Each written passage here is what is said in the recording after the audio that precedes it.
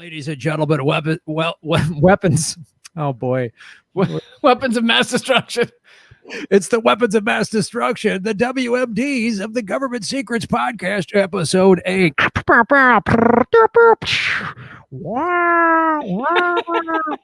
I get a new sound effect. This one, I like how they're kind of like snowflakes. Each intro is slightly different. That one kind of morphed into like a dying cat at the end. Like the guns were trained on cats.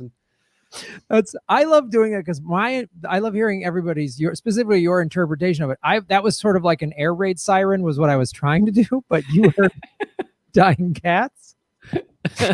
I heard dying cats. Then again, that's just what I'm hearing just in reality now all the time. I hear dying cats, so I don't know. When you wake up in the middle of the night, you hear a dying cat. Could be a me thing. So the story I had was, and I like to switch it up a little. This one starts out not in America. The new-ish labor leader in the UK. I think he's been in that position since around June.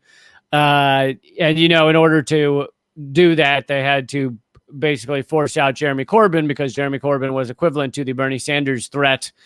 He was a threat to the establishment, threat to the corporatocracy.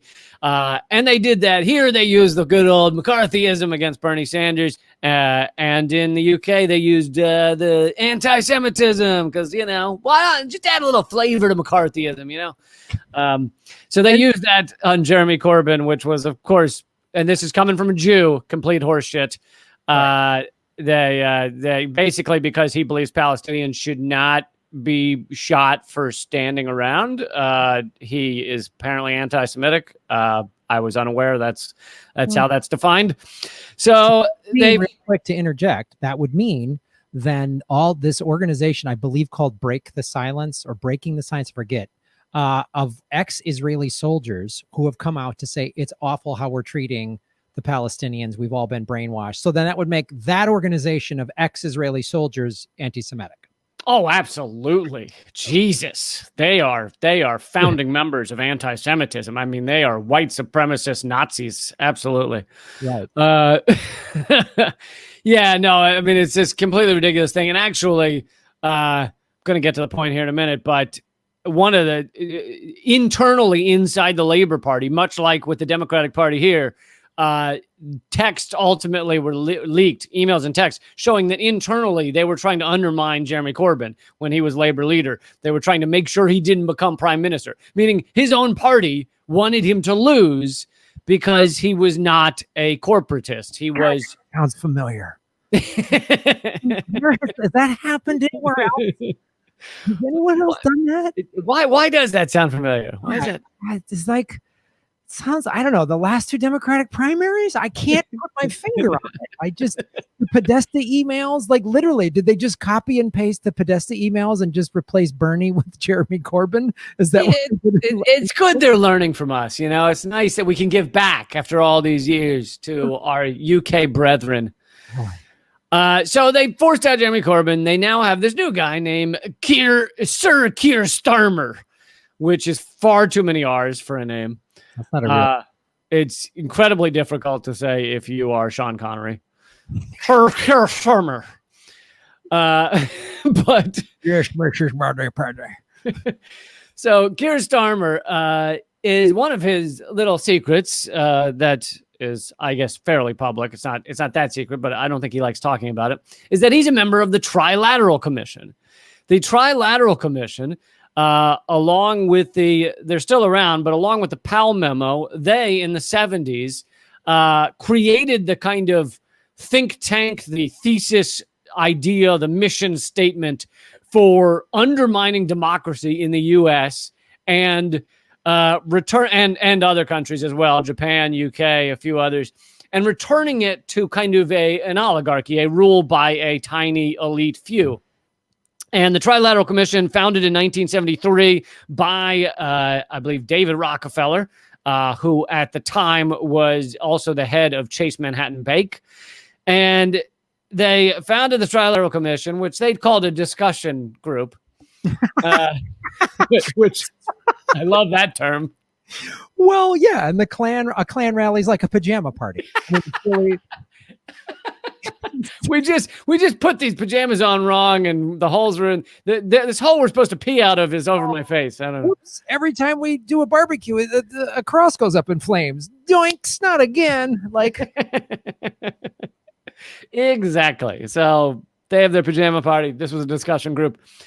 And they put out a paper, which you can still read. It's been leaked online, called Crisis of Democracy, mid-1970s. Oh. And it basically said, oh no, our societies are being overrun by all of these people voting. And it's really fucking shit up. It's like they vote and then they literally get like a representative into Congress, and then that person literally feels some sort of need to do what those people wanted. And it's just made governing fucking hard because these people are getting what they want. And they're demanding things like transparency and legality and all these things. Gross.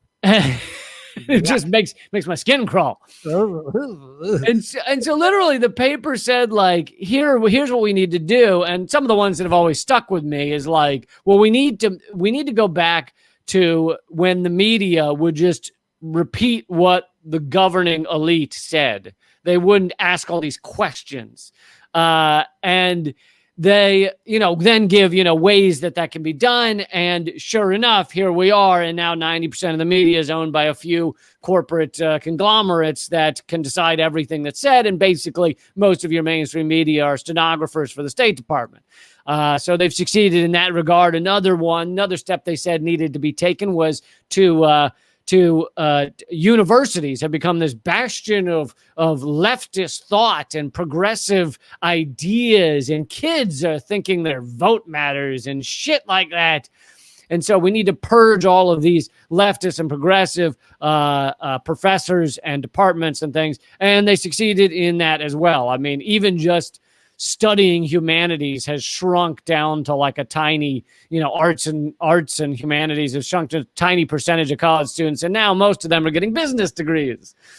So those are two that stuck with me, but basically it was a how-to get the American empire along with other countries back to, an oligarchy, back to a ruling class that could easily decide what happens in the world. And Keir Starmer is one of the few members of parliament who is a member of the Trilateral Commission. What a wacky coincidence that this discussion group of the 70s has basically fulfilled their promise 40 years later. Yeah, and a lot of people, Noam Chomsky will also often point to the Trilateral Commission, which he, unlike me, was around and talking about it when it was happening. When it started. And the Powell memo is another one. Supreme Court Justice, I can't remember his first name, Powell, wrote a memo saying, we need to get back to commerce, deciding what is done in our society rather than all these fucking people with their democracy. God, Lord. I mean, it's literally like you read these things and you go, you see everything that's happening today and you go, these global elites have been mapping this shit out forever. I mean, like, it's unbelievable. Like you just feel like this is like we're in an ant farm. And like, again, when everybody's like, and I'm not saying don't vote. I'm always like vote. There's always especially local ballot measures and all those things are important. Yeah. The down ballot stuff is much harder to rig. Yeah. But you really go, oh, okay, cool. We're in an ant farm that they're playing with. Like, hey, ant farms are pretty fun until they all eat each other. Right. Yeah. It was like, that's another thing that because they are so ramping us into a civil war. And they're ramping us into a civil war because they want to keep this is their whole MO. And they obviously this document, the Trilateral Commission and the Powell document all talk about what's happening now of keeping us divided, distracted, and afraid. Like if everybody woke up to the fact that this is actually class warfare that we're in, not a race war. I mean, yes, there's racism. I'm not discounting the racism, but this is class warfare. I mean, and right. That is one of the greatest threats to capitalism, to the oligarchy, to the hegemony, all of it, is if we were to unite as, hey, we are all the people who are not millionaires, who are not billionaires, and we're all fighting for a common cause. That is one of the greatest threats to that system, to the exploitation we live under. And so as long as they can keep us divided, and, they can do it in a lot of different ways, but as long as they can keep us divided, then they can continue to govern easily without much threat of it. Yep, that's what they're doing. I mean, that's like, they have such a fantastic machine in place. And, certain, like the Fox News cog is very good at keeping white America terrified. They're coming for you. They're coming for you. And now Trump is not even dog whistling anymore. He's just saying the blacks are coming to the white neighborhoods, arm up. And nobody. I'm glad he's doing that. I was like, I didn't quite hear him. I wasn't sure. And then luckily he finally spelled it out. I was like, are we being racist? I can't hear you clearly enough. And he was like, yeah, fucking racist. I was like, oh, okay, cool. There it is. Cool. I wasn't sure. It was a little vague. And this, if these, and you and I have talked about this before on this show, but the Second Amendment people that took over the Capitol building or whatever it was, courthouse in Michigan, over a mask, like if they got that upset about what Edward Snowden revealed 7 years ago, I mean, that's the personal freedom they should be mad about, not having to wear a mask and wait 2 months to get a haircut. Like if they woke up to the fact that, Amazon and these billionaires are making hundreds of billions of dollars during a pandemic when everybody else is struggling to get by, then it would change their tune. And they have to it's become so clear. And they want us all mired down in the dirty little details, when if you step back, it's just very clear. If we all get together, it's over for them. If the 99% get together on any issue, it's over. People just will go whoop, they will just swallow up the Hamptons and they will just go on. And there'll be 1 million people surrounding the Capitol building or the CIA building or Boeing or whatever, or any of Wall Street, and just go, no, it's over, man. You're done. It's lights out. Yeah. And speaking of Snowden, I don't know if we can make this our next topic, is what happened with the NSA this week, the federal ruling that Snowden was completely vindicated. And granted, they're doing it a few years late because the NSA claims they've stopped that program. I'm sure they've got other ways of surveilling us, but this was one of the grandest government secrets to ever be revealed. Edward Snowden revealed, and he was trashed by the corporate media largely, and obviously trashed by our government. They're still persecuting him to this day. If he were to step foot out of Russia, they would fucking arrest him and torture him and all that shit. And here we are, federal appeals court this week said, NSA's bulk collection of your phone data was illegal. Absolutely. That is so. I want to see. I want to bring. So, are we moving on to this segment then? Pretty much. Yeah. Let's do that. Let's do that. Government secrets. Segment number 2. Who let the dogs out? What? Who put the last thing in there? That doesn't make any sense. Oh, how's this for a government secret? Did you know there's like 15 versions of Who Let the Dogs Out? Completely unconnected. They basically, it was like a sport. There's a great podcast. I don't remember what it was, 99% Invisible or something. But yeah, it was 99% Invisible. But literally before that came out, it became like a sports thing, like sports players at college. There were certain colleges where they would stand in their huddle and they'd go, who let the dogs out? And then separate DJs and musicians, one down in like the fucking Caribbean, came out all simultaneously, disconnected, not working off of each other, but working off of that sports chant. And probably they hear people say it on the street after they see a sports player do it, come up with different versions of the song. And if you listen to this podcast episode, like It's so bizarre because they're completely different, yet they all at some point are like, who let the dogs out? And you're like, how can there be 15 versions of the same fucking song that are not connected? If I understand you correctly, you're saying that Who Let the Dogs Out is a psyop. Yeah, it's MK Ultra. I mean, absolutely. Yeah. It turns out the CIA let the dogs out. I don't know if you knew that. They let the dogs out. Yeah. Makes sense. Now it makes sense. Now I get it. So let's I'm gonna bring this the tweet that you're referring to up right here. On the multicast. There it is. So that's what Edward Snowden tweeted out 2 days ago. 7 years ago, as the news declared I was being charged as a criminal for speaking the truth, I never imagined that I would live to see our courts condemn the NSA's activities as unlawful and in the name of ruling credit of the in the same ruling. In the same ruling, credit me for exposing them. And this is the ACLU.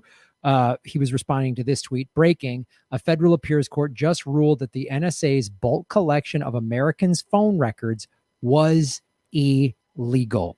Boom. I mean, when I first read this, and I even talked about 2 days ago, the ruling which confirms that we have what we've always known as a victory for our privacy rights. What do you? I mean, talk about this was such a massive government secret, and all these things about all of our privacy that has been eviscerated over the last, especially the 20 years really since 9/11, the Patriot Act. How do you see this playing out? Because what do you see the effects of this ruling?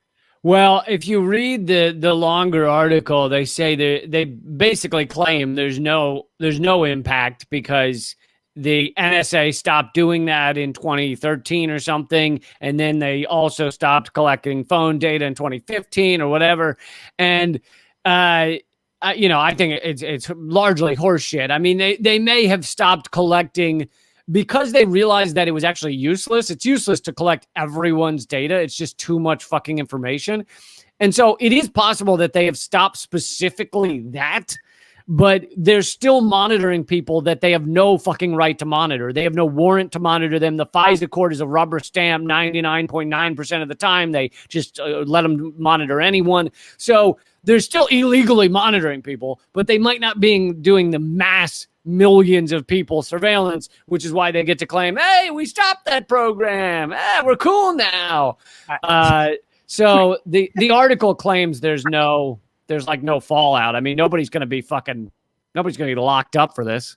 No. And it's like the other thing too, what's also happened is a way that they can, legally claim that they're not doing it anymore is they've just farmed out this to Facebook and folks, and so then it's like, hey, a private company just needs data to help you buy the products you want to buy, which is part of it. But there's no way the NSA and the CIA are. Listen, the way they entice you to agree to that is sometimes it's just too powerful. They're like, do you want to put cat ears on your photo? If so, you have to click yes. And I'm like, I gotta have the cat ears. I gotta have them. So everybody can see what you looked like 20 years from now. Oh, we just got facial recognition from 2 billion people. Fantastic. Oh, yeah. Wasn't that a Facebook thing that went viral? Like, see what you look like? It was like we've collected everyone's face. We got everybody's face. I was like, wow. I just got a new phone. And when you turn on the new iPhone, it's like, hey, we're going to set up face unlock and we'll just look at your face and unlock your phone. And I'm like, no, I don't want to do that. But I couldn't find the button or whatever. So I could tell it was because it like shows you, it's like reading your face. And I'm like ducking out of the way of my own phone. So I can be like, don't read my goddamn face. It's bad enough they've got my thumbprint from this phone. Did they make you do that or? Yeah. They made you do the thumb phone thing from my, so now it's like the NSA can just put that on any. Oh, Graham Elwood was up in the book depository again. We found your thumbprint inside the anus of a man who's been known to do horrible things. What? So, yeah, here's a shell casing with Graham's thumbprint on it. Oh, well, that's weird. Why was this shell casing that you own in this man's ass? Just listen. I was thinking CIA, but you're just making I'm in some weird sex club. That's your scenario. Ooh, here's a strap-on dildo with Graham's thumbprint. This is an odd pairing. Listen, anyone can fall for the honeypot, Graham. Don't think you're immune. Oh. But so there's probably not much fallout. I did like though that Biden did an extensive 2-hour speech on this ruling and how horrible NSA's powers are and the unlimited surveillance. I did like that. That was pretty exciting to see. Yeah, he talk about he's going to pardon Snowden and Chelsea? Yeah, pardon Snowden, pardon Chelsea. Yeah, he actually said he had them with him, and he brought him out from backstage. It was amazing. And they endorsed him. It was huge. And then he sniffed Edward Snowden's hair, which was a little weird, but I don't care as long as they're all pardoned. Speaking of hair, did you happen to flip on CNN today? Biden has dyed his hair and eyebrows bright blonde. It's fucking bizarre. He's like trying to become Trump. It's so fucking scary. And here's the thing. I looked up old photos of Biden. He was never blonde. It's not like, whereas Trump was blonde and now is gray with dyed blonde, Biden is now blonde, having been a brown-haired dude his whole life. I'm like, what the fuck is going on here? What's he gonna get, like tattooed eyebrows next? Like what is he doing? It's like, is that really his last hope of winning this thing, is just to try and look as much like Trump as possible? And there's some idiot in his team going, this will get us a 7-point bump or something. And what, with a poll from a 90-year-old that watches CNN or a 93-year-old that watches Fox or whatever, you're like watching those two.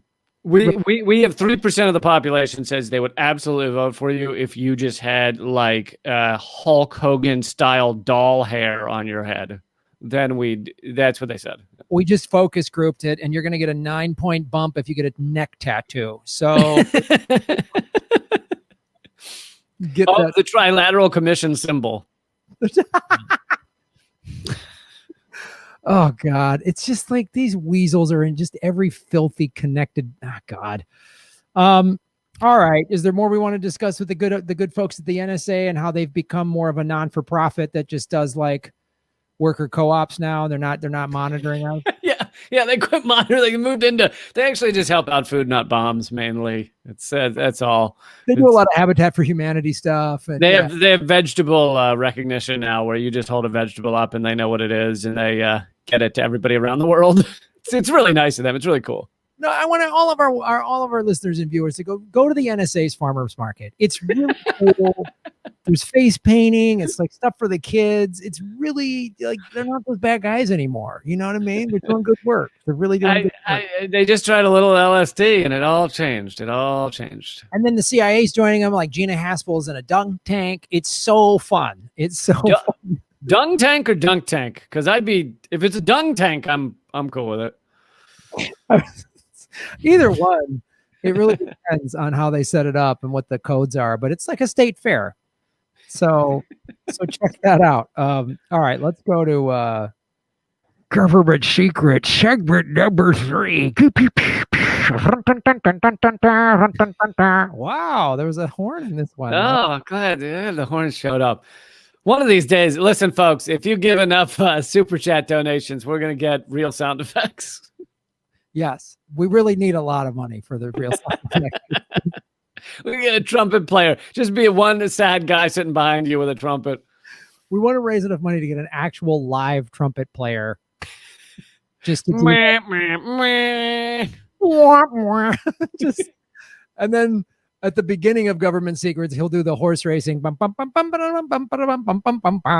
then Lee and I will get ready. It'll be fantastic. Oh man, it's gonna be huge. It's gonna be huge. Government Secrets horn.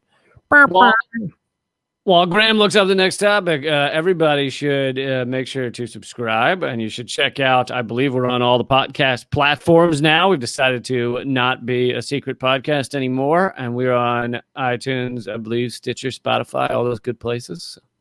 Yes, this is our 8th episode.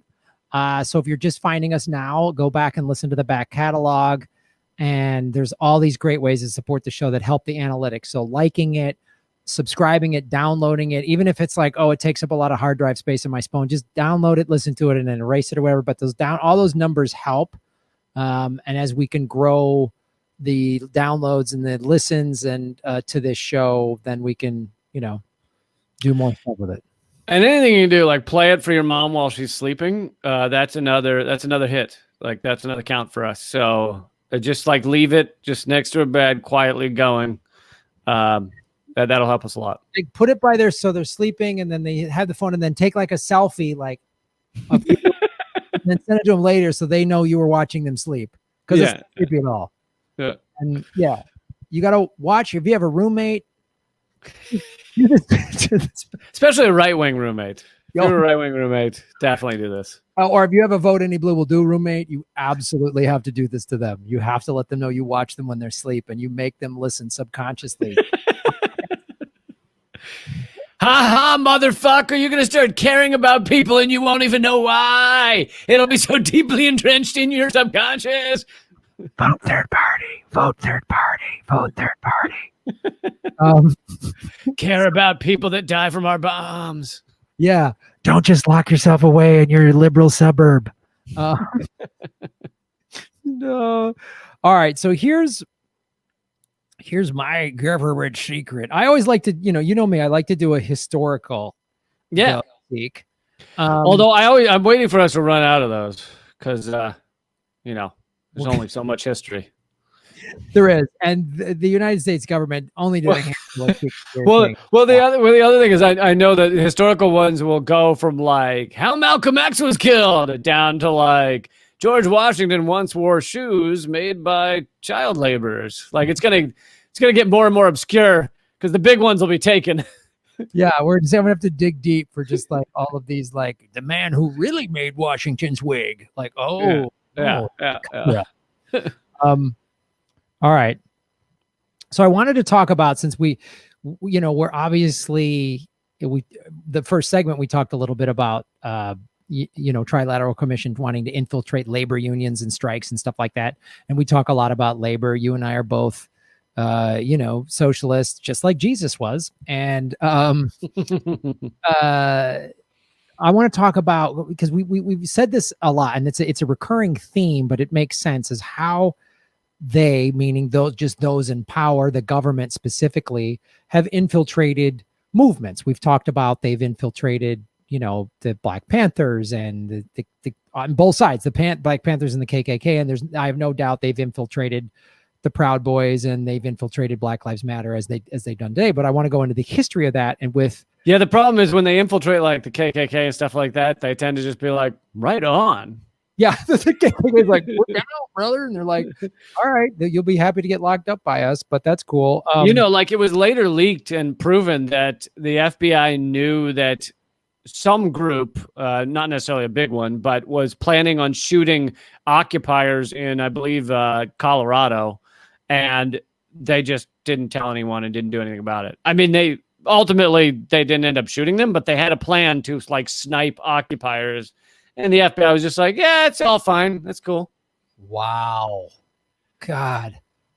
Boy, we came across this dangerous thing. I'm sure they knew, like, a bunch of white nationalists are going to show up in Kenosha with AR-15s.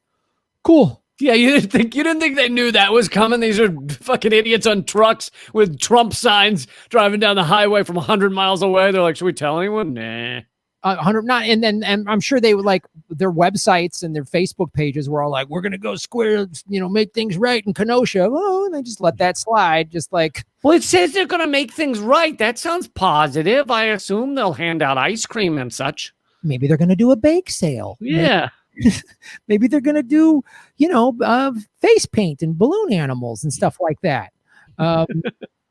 So here's my history of the Pinkerton Detective Agency. They're good folks. So this is just off of Wikipedia. They were a detective agency started by a Scotsman, Alan Pinkerton, in 1850, and currently it's a subsidiary of Securitas AB. So they're definitely, today they're not getting any intelligence money at all.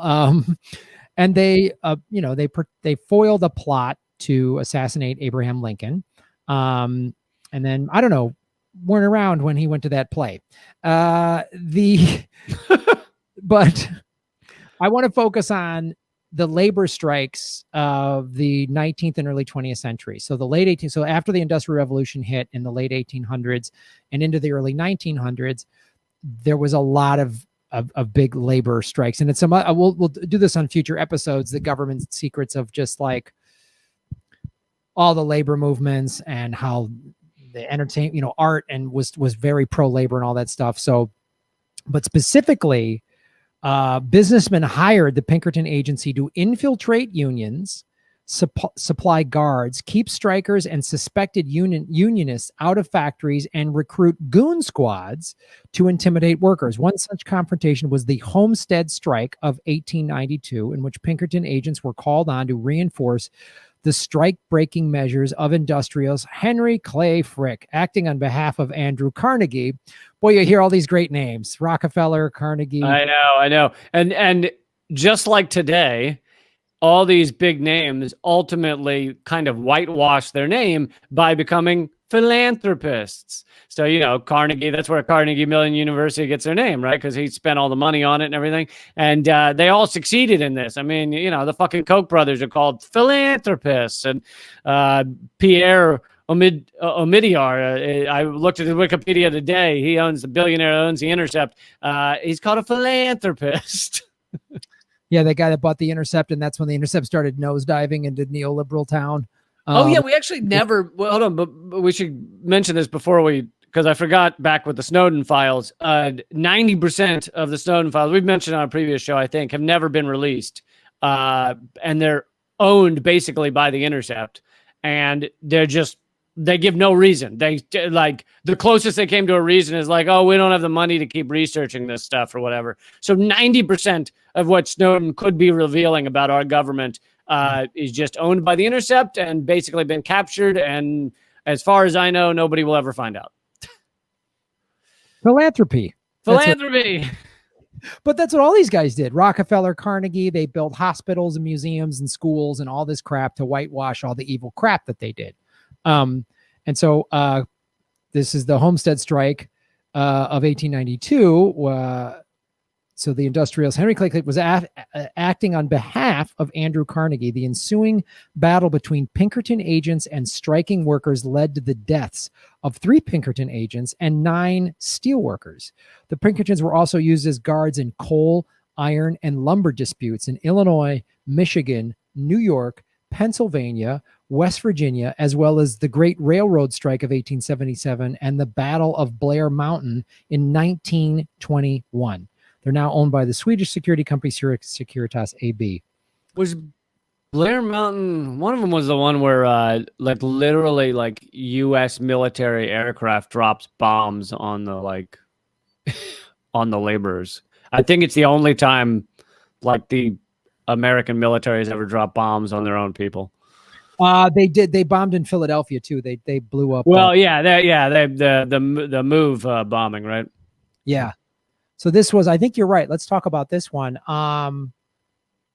The battle. So this is the Battle of Blair Mountain, was the largest labor uprising in United States history. Weird. I never studied that in school. Isn't it funny? I don't recall this getting much of a mention from Mrs. Metcalf. When I was a kid in the 80s and I just watched the news every day, how Reagan was going to make America better by crushing the air traffic controllers union, we weren't studying this. Weird.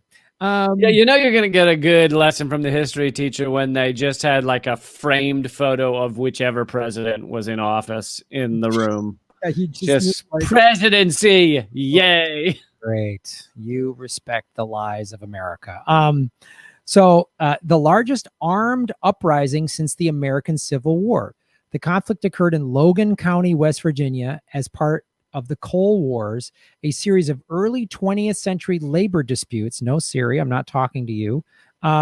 She's going to kind of, those labor disputes were wrong. The Pinkertons are good people or whatever. No. Andrew Carnegie. Dissident. Here's what I have on Andrew Carnegie, a philanthropist, gentleman who only helped the world. Graham Elwood is a socialist communist. Carnegie Mellon, known for giving workers reach-arounds. Graham Elwood's thumbprint was on a dildo. What? So it was part of the Coal Wars. It was a bunch of coal labor disputes in the early 20th century in Appalachia. Up to 100 people were killed and many more arrested. The United Mine Workers saw major declines in membership, but the long-term publicity led some improvements in working conditions. And another fact about this that people should realize is when they say 100 people were killed, and it hardly, in the mainstream media back then, it hardly got any coverage, and nowadays it hardly gets taught. These are the type of people that killing them doesn't really matter, which is where the term Black Lives Matter comes from. Is like Black lives are killed and people don't act like it's a big deal. Now this, I'm sure in that 100 there probably were some Black people, but mostly in those mines was immigrants, because they would get off the boat in Ellis Island and someone would walk up and say, listen, you're new here, you have no money, you're going to be destitute. Would you like a good job that'll pay you every day and give you credit to the company store, and we give you a house? And the person's like, sure. So these people that didn't speak English often from, various countries, just largely immigrants, would go work in these mines. And so when 100 of those die, those are the okay kind of people to die. Like, killing them is not like killing, a white landowning male or something.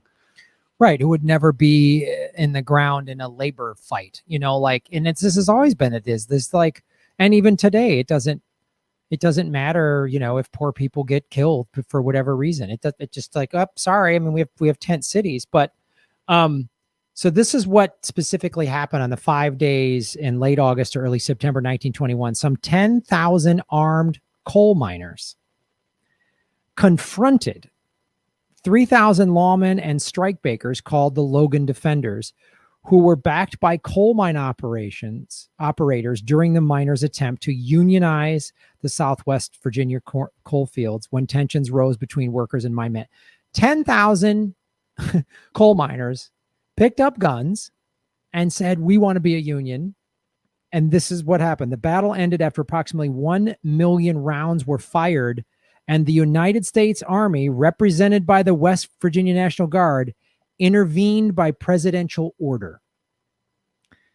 I mean, so our own army fought our own citizens. Yes. And this is the headline I'm bringing up.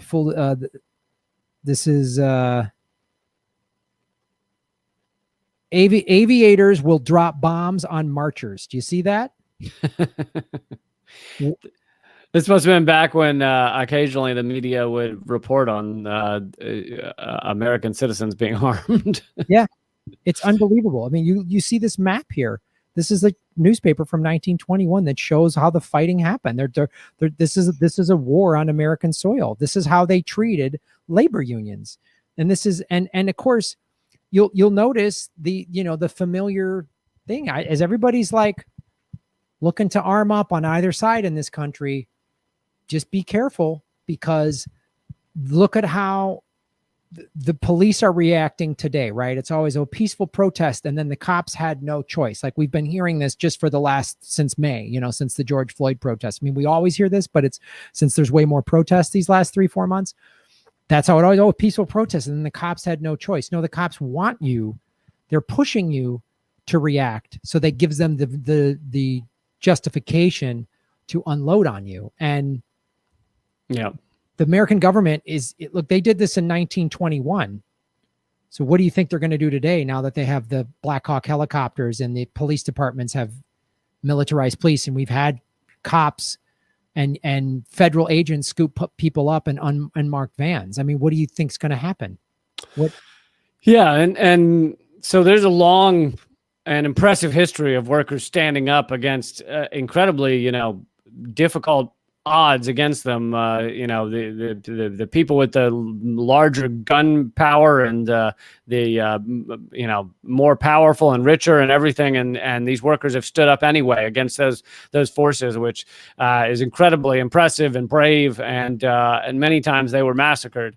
To give a little promo for Eleanor Goldfield's new film, she went to West Virginia and talked to people about the long history of the labor fight against against the mining companies, but also she talked a lot about, the movie talks a lot about fracking and what fracking has done to West Virginia, and mountaintop removal has done to West Virginia. And it's an incredible both historical film and happening today. You know, what's going on today is truly incredible. These companies, one of the things that blew me away is these companies, I don't know when they first decided this, when they first tried this, but they pushed forward the idea that when you buy land, when you buy property, you only own the surface level. You don't own, quote unquote, the mineral rights, what's beneath you. Because all these gas companies realized that people own land that they wanted the oil from underneath. And so they needed to change the law. They needed to come up with a new law that said, yeah, when you buy your house, yeah, you've had your house and you've lived there for 40 years. It doesn't matter. You only bought the surface. You didn't buy beneath. And so literally they would just come into these areas and say, oh, we bought the mineral rights. And they dig down and destroy these areas, you know, turn their wells to fucking flammable liquids and all kinds of crap, and just destroy these areas because they claim, oh, well, we own everything beneath you. I mean, it truly is just horrific. Anyway, the movie, but as is the title, it does give you some hope. The movie's called Hard Road of Hope, and it's at hardroadofhope.com, and it's won a bunch of awards. People should check it out. Well, yeah, and it's like that movie touches on a lot of things that I mean, like you look at West Virginia today, and I'm sure that movie touches on that a lot. I mean, they have 50% unemployment. They have all these contaminated water because of what you just talked about. You have, I mean, Paula Jean Swearengin, when she ran in 2018, I mean, there's an interview with her mom. I forget that documentary that showed AOC and Amy Villela and everybody running. And her mom, Paula Jean's mom, goes, she's like, I'm terrified, man. There's a lot of bodies up in those mountains. These coal companies don't play around. And this is their history of just like people disappearing or having an accident up on the mountain because they went against the coal. And I mean, this is the thing that really, you know, there's no bold leader out there to, I think it could be somebody. I could have been Bernie. Obviously he quit. I would love to see, I think Jesse Ventura could do this, but he doesn't want to. But there's somebody out there that could unify and get, you know, the working class whites and, you know, the, you know, many of whom are conservative or maybe they're Trump supporters or not, but like not the like the wingnut Trump culty people. I don't know if you ever get them to switch their brains, but there's a lot of people out there that if you really came in with a very serious pro-labor movement, which the Democratic Party hasn't done in 80 years, you could unify this country. You could get people together, but they can't have, I mean, the ruling class, the 1%, they can't have that. Well, this may be a good segue to talk about the Movement for a People's Party that just had a little convention online, which everyone can still watch, even though it's not live anymore. Cornel West is getting tired. He's been on for the past 48 hours. And five-day-long marathon. Yeah. But you can still watch the convention. It's up on YouTube, peoplesparty.org. And anyway, I thought some highlights were Graham Elwood and Cornel West and Chris Hedges and Jesse Ventura and Eleanor Goldfield. And you, I mean, like all of us, it was the coolest thing to see that. I mean, you know, you got Marianne Williamson saying, I'm going to vote for Biden or whatever. Okay, fine. But like, you can have a little of that. You can have a little of that. That's fine. Whatever. Like, I don't think that undermines what they're doing, but that's like all the people involved in that. Nina Turner was there. I mean, it was just impressive. I thought Jimmy Dore really choked. I mean, he couldn't, you know, when push came to shove and the time clock's running down, he didn't have it. But yeah, he doesn't have his talking points down. He doesn't have a clear message. No, Jimmy was great, but yeah, everyone should check it out. Yeah, it's cool, and I agree. Like the People's Party, and you know, some people are critical of them, and some of the criticisms are legit. But we need something like that. We need, and I don't know how it's going to get done. I don't know how, because, and it's got to stop trying to like convert the vote any blue will do crowd, because they're just as nuts, almost as nuts. But as the MAGA hat people. So you got to actually come up with a thing that goes after the independents and the 100 million people that don't vote because they feel like there's no choice. They're not represented and nobody cares about them. Everybody likes to voter shame that block as, oh, they're lazy and apathetic. And it's like, no, you say most the people who say that are usually college educated liberals in nice cities with white collar jobs. And they're like, no, these working class people are like, doesn't matter. I voted for this guy, I got screwed over. I voted for that person in the other party, I got screwed over. So who cares? Nobody cares about me. And I think that's what this really needs to be. A lot of Trump voters have been duped into thinking he's that guy, which, sure. There was a massive void of someone to speak to those class issues. And Trump has done it. He's lying his face off, sure. But he has there's no counter narrative to it. That's the thing. There's no real populist progressive. And like you say, he filled that void, and then there's nobody to go, actually, no, he's full of shit. He's a billionaire.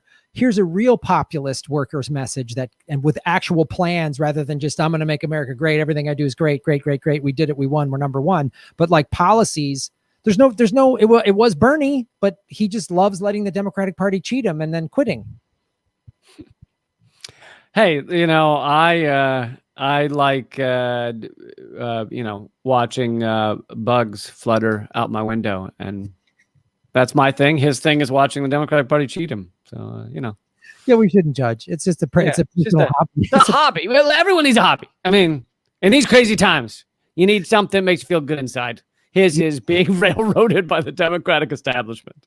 Yeah, you watch birds. I surf. He's like, oh, I love watching myself get railroaded, and then I say nothing. I love doing that.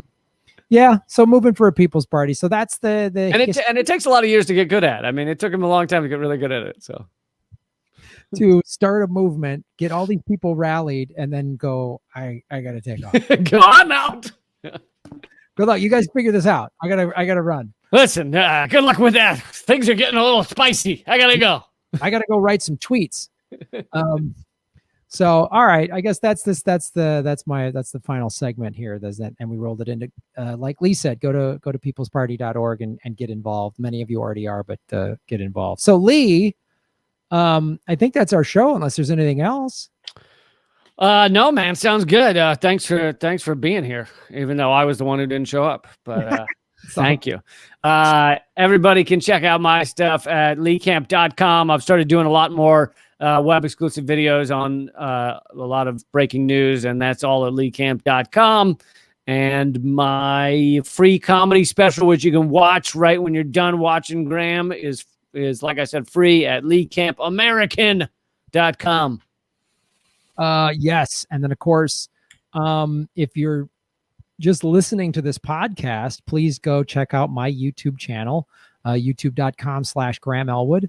And of course, GrahamElwood.com. You can follow all my social media.